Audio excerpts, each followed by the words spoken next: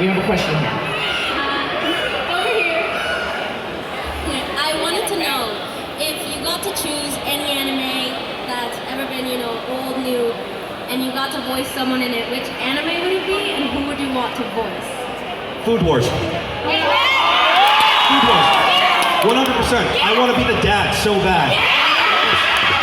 That show's incredible. Not enough people have watched Food Wars. It's fantastic. I am so annoyed that I'm a villain in My Hero Academia because I love My Hero Academia and I don't want to be a bad guy, but I am. You too, yeah, you too. So I would say My Hero, but a good guy. I want to get on the right side of history. I want to be a new Saiyan.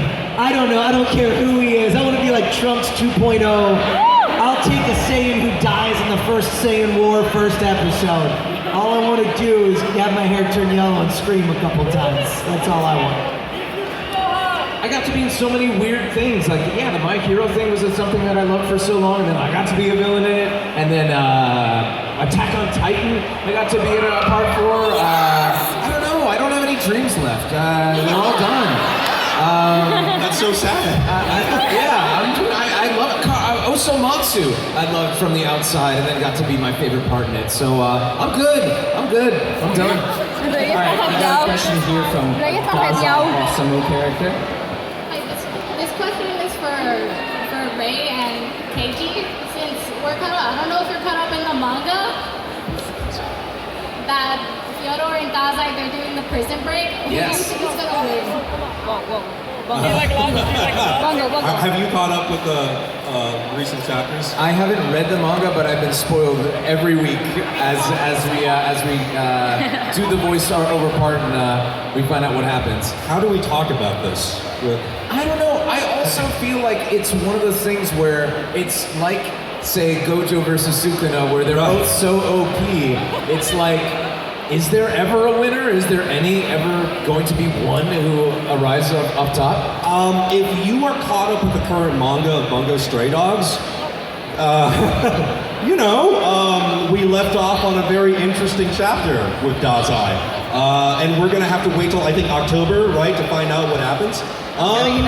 So right now, if I were to give a scorecard on it, right, I would say Fyodor is technically in the lead.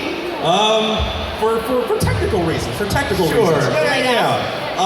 But I don't know. I don't know what's going to happen because I don't know how close they are to the end of this, right? I'm just as excited as you are to find out. I don't know how to answer that question, to be honest. It's one of those things, just like reading the JJK leaks every week. We're like, are we going to have a job? I hope my character doesn't die. Yeah. We have literally been fighting all summer. Yeah. All right, we got a next one here, and then we go back to picking. Hi, welcome to Rico. Got a quick question. Out of all the other voice actors in the community, any of that you worked with? Who do we hate? No. Who do you have the most fun characters? Most fun working with? Yes, sir. Oh, okay, gotcha. It's a lot of fun working with anyone in voiceover. For anime, we usually record by ourselves, but there are different kinds of animations where we get to group record, and that's always a lot of fun. I really, really respect Jameson Price.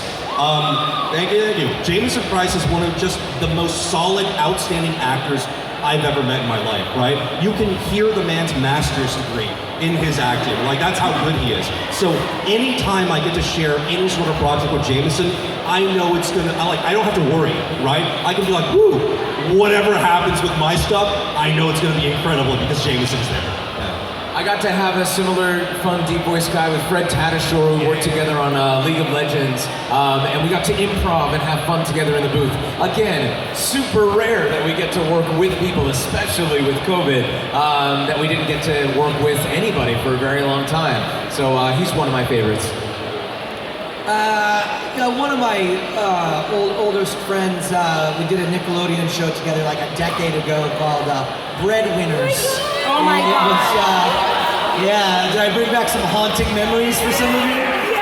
And my partner on that show was Eric Bauza, and he's kind of the current voice of Daffy Duck and Bugs Bunny. He's the Looney Tunes guy.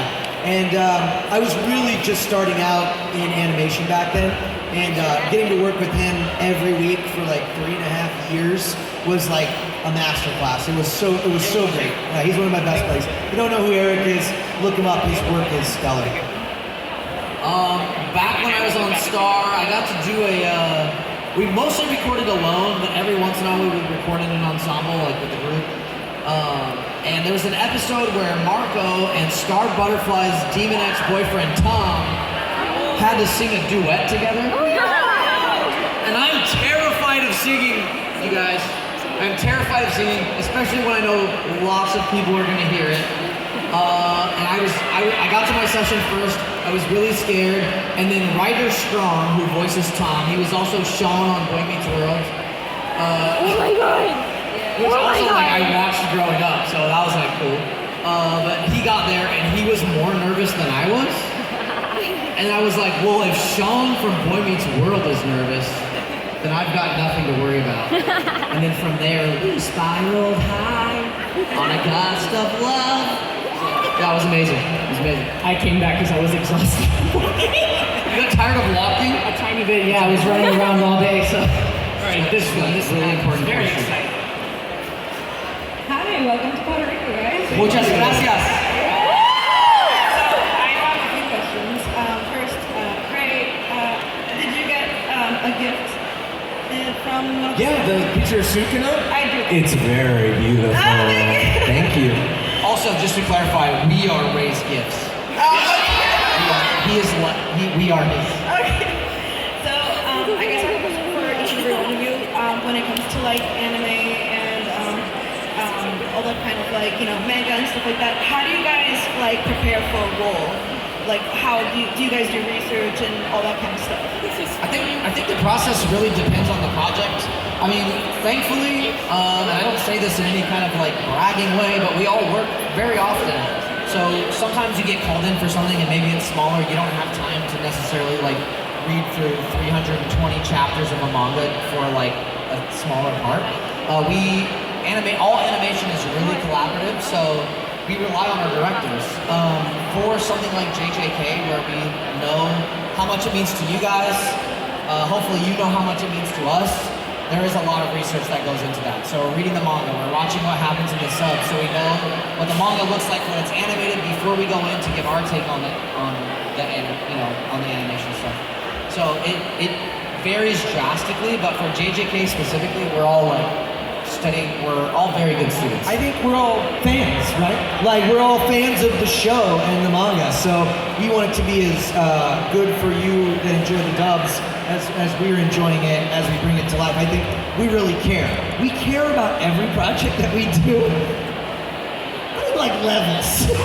I really love this one. So for this one, I'm reading the manga, I'm catching up, I'm being current. Like I want to make sure that it's right, and it's really important to me.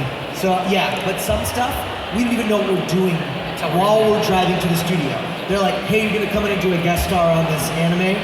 I might not even know what the character is, and I have to show up and do a good job. So we make a lot of choices on the fly. You have to become like a master cold reader, basically, for this job. It's like, well, for me personally, before I do any job, the words of my old musical theater director ring in my head.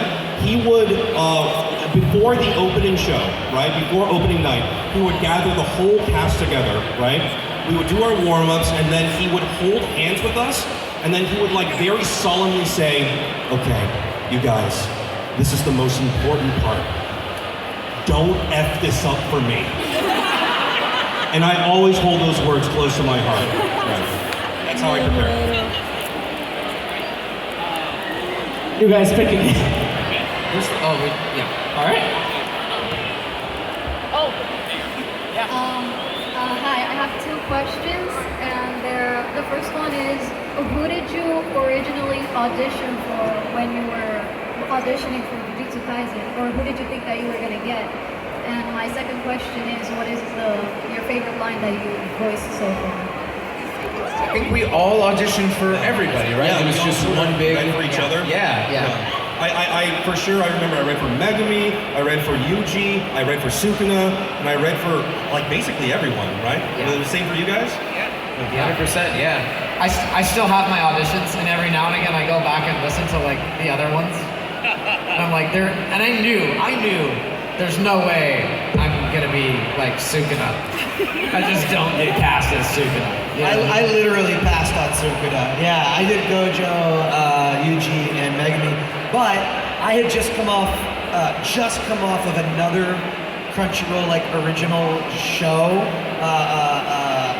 God of High School, in which I did the young male pro tag in that, and there are some similarities like in personality from Yuji, and I was like, there's no way I'm gonna get Yuji, not a chance. Because it was the same studio. Yeah, it was the same studio. So I only did one read for Yuji, and I did like 3 for Megami, because that's the role that I wanted. Yeah. So I guess they picked up on it. But yeah, we usually read for everything. And your favorite line is your character? Oh, I love saying, Domain expansion, malevolent shrine. I like the very first episode. I'm gonna punch you. I recently redid the, just because I've seen this as a tattoo panel so many times. You crying?